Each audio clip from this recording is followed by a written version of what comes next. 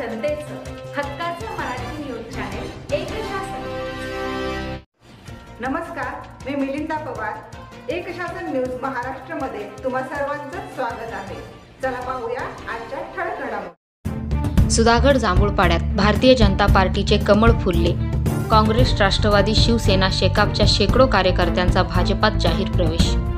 खासदार धैर्यशील पाटील, आमदार रविशेठ पाटील, प्रकाश देसाई, गीता पालरेचा यांनी केले पक्षात जोरदार स्वागत। आगामी जिल्हा परिषद व पंचायत समिती निवडणुका डोळ्यासमोर ठेवून भाजपने जोरदार रणनीती आखण्यास सुरुवात केली आहे। सुधागड तालुक्यात भाजपने संघटनात्मक मोठी मुसंडी मारली असून येथील अनेक ग्रामपंचायती भाजपात समाविष्ट करून घेण्यावर लक्ष केंद्रित केले आहे। भाजपात इनकमिंग जोरात सुरू असून जांभूळपाडा जिल्हा परिषद गटातील अनेक गावातील शेकडो कार्यकर्त्यांनी भारतीय जनता पार्टीच्या विकासात्मक दृष्टी, कुशल कार्यपद्धती व देशाचे व राज्याचे सक्षम नेतृत्वावर प्रभावित होऊन जाहीर प्रवेश केला। सुधागड जांभूळपाडा विभागातील काँग्रेस, राष्ट्रवादी, शेकाप व शिवसेनेच्या शेकडो कार्यकर्त्यांनी कमळ हाती घेतल्याने भाजपची संघटनात्मक पकड मजबूत झाली आहे। भारतीय जनता पार्टीचे कमळ फुलले असून आगामी निवडणुकात भाजपचाच करिश्मा दिसेल असा विश्वास नेते व कार्यकर्ते व्यक्त करीत आहेत। सर्व प्रवेशकर्त्यांचे खासदार धैर्यशील पाटील, आमदार रविशेठ पाटील, प्रकाश देसाई, गीता पालरेचा यांनी पक्षात जोरदार स्वागत केले।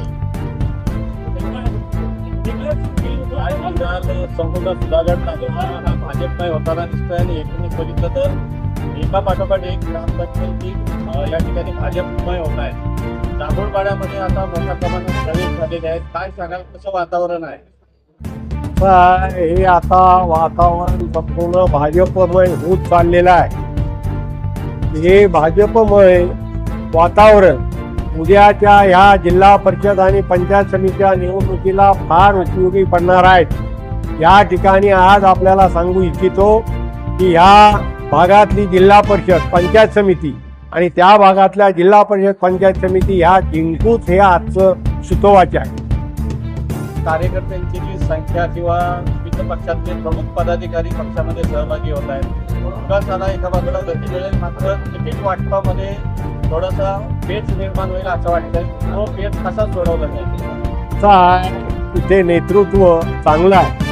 प्रकाश देसाईंसारखे, गीता पालरेच्यासारखे, श्रीकांत ठोंबरेंसारखे आणि आरिफ मण्यारसारखे हे सगळे लोक एकत्रित बसले तर मला वाटत नाही की ह्या तालुक्यात कुठे कुरबुरी होईल, तिकीट वाटपाची सुद्धा कुरबुरी होईल असं मला वाटत नाही। भविष्यात किती ग्रामपंचायती आपल्या डोळ्यासमोर आहेत की त्यांना भाजपमध्ये आपल्याला जेवढ्या ग्रामपंचायती आहेत, जेवढ्यांची निवडणुका झालेल्या आहेत तेवढ्या भाजपमय होती।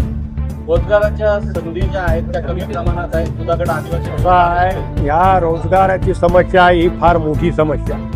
इथं ज्या पद्धतीनं कारखाने, उद्योगधंदे उभे राहतील त्यावेळेला या ठिकाणी रोजगाराची संधी सुद्धा सर्वसामान्य माणसाला मिळाली जाईल हे मी आज आवर्जून सांगतो।